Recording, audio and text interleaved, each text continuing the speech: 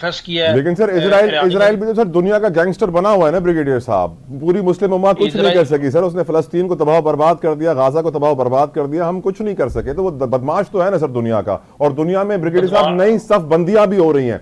पाकिस्तान को किस सफ में होना चाहिए और हम किस सफ की तरफ जा रहे हैं, जरा बताइएगा हमें। इसराइल तो बदमाश आज से नहीं है, इसराइल तो बदमाश बदमाश लास्ट कुछ 7 डेकेड से, और जिनकी शय पे अब हम सबको पता है अरब इसराइल वॉर 67 में क्या हुआ, 73 में क्या हुआ, और उनकी जो नेबरिंग कंट्रीज है अपने सबके वेस्टेड इंटरेस्ट है, इस वजह से इसराइल बदमाश बना है। लेकिन इसराइल का जो एयर डिफेंस सिस्टम है, पहले हमास ने टेस्ट किया, अभी ईरानियंस के मिसाइल चाहे वहां तक नहीं पहुंच रहे, उसकी रीजन और बहुत सारी है, डिस्टेंस बहुत ज्यादा है, और वहां पर इसराइल अकेला नहीं था, उसमें अमेरिकन भी इन्वॉल्व हो गए और साथ साथ यूके भी इन्वॉल्व हो गया, और कंट्रीज लाइक जॉर्डन ने भी सपोर्ट उनको किया इस वजह से।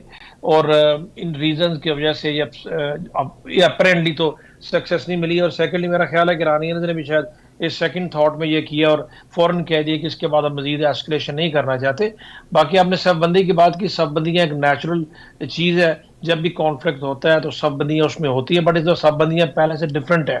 बिकॉज आप देखेंगे इसराइल को इस बार रशिया चाइना की तरफ से उतनी पहले मुखालफत का सामना नहीं था जितना इस दफा ईरानियन के साथ थोड़ी अपनी सपोर्ट जाहिर की है चाइना रशिया ने।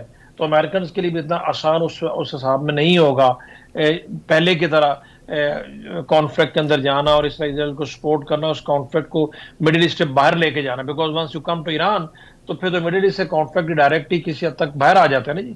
तो पाकिस्तान की जो शवबंदी है या दुनिया की शवबंदी है, इसमें आजकल इकोनॉमिक इंटरेस्ट ज्यादा है बजाय किसी और इंटरेस्ट के। तो पाकिस्तान के इस वक्त इकोनॉमिक इंटरेस्ट हमारे ज्यादा सर चाइना कौन के कौन साथ सी है। ब्रिगेडियर साहब कौन कौन सी इकोनॉमिक अपॉर्चुनिटीज आप इस वक्त देख रहे हैं?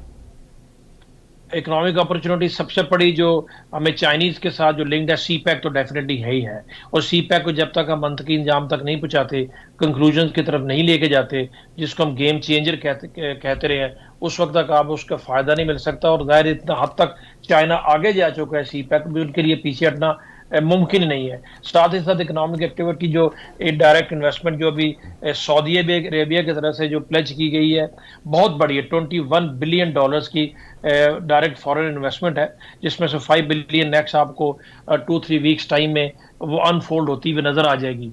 तो ये कोई, और इसमें आप देखें उसमें माइनिंग है, उसमें आपकी ऑयल रिफाइनरीज हैं, उसमें आपका कम्युनिकेशन इंफ्रास्ट्रक्चर है, एग्रीकल्चर सेक्टर है, SIFC की आपने बात की, उस फोरम से बहुत बड़ी इकोनॉमिक एक्टिविटीज अभी नियर मंथ्स एंड मंथ्स हम ब्रिगेडियर साहब देखेंगे, बिकॉज उसमें। ब्रिगेडियर साहब आपकी बातें सुनने जी के बाद एक सवाल पैदा हो गया सर, मैं आपकी इजाजत से पूछना चाह रहा हूं सर। सर सीपैक में भी जी जी हम जी देख रहे हैं कि मोस्टली जो इन्वेस्टमेंट है वो ही KPK एंड बलोचिस्तान में।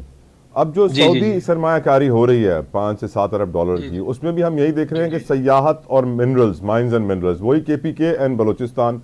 उसमें सर रेकोडिक का भी जिक्र है कि सऊदी अरब जी रेकोडिक जी में भी इंटरेस्टेड है, दियामीर बादशाह डैम में भी है।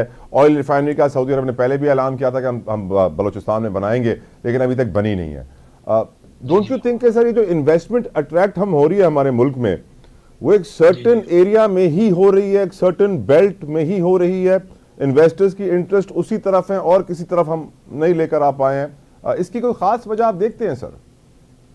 असल में आपने एरियाज देखने होते हैं। जब माइनिंग की बात करते हैं, डेफिनेटली बलोचिस्तान में जो पोटेंशियल है बाकी मुल्क में नहीं है।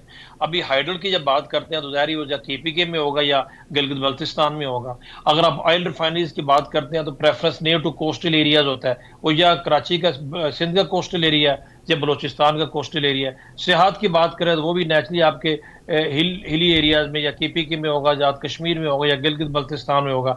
जो उन्होंने एरियाज सिलेक्ट किए हैं ना, वो हैं ही इन्हीं इलाकों में। हाँ, जब एग्रीकल्चर की बात होगी या हो भी रही है, उसमें आप डेफिनेटली देखेंगे सदर्न पंजाब आएगा बीच में, कुछ सेंट्रल पंजाब के एरियाज आएगा, लाइफ स्टॉक में आपको सिंध और पंजाब आगे आता हुआ नजर आएगा।